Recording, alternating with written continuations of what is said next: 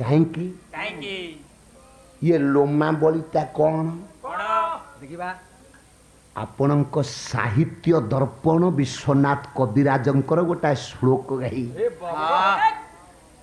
गभीर नाभि हृद सन्निधान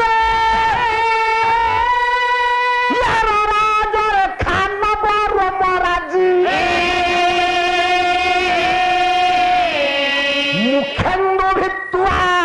स्तन चक्रवर्ती मुखच्युत शैबाल बल्लरी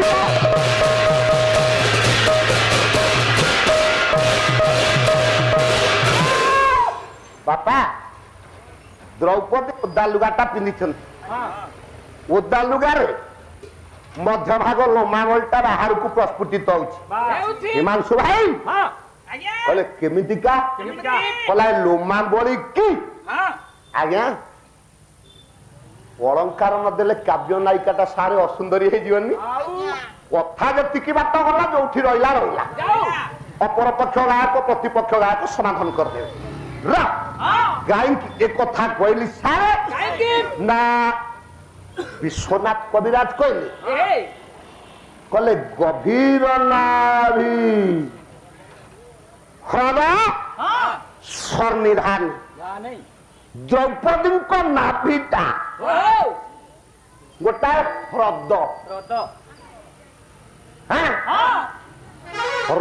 राजरेखा नव रोमराजी कला ये जो लोमा बड़ी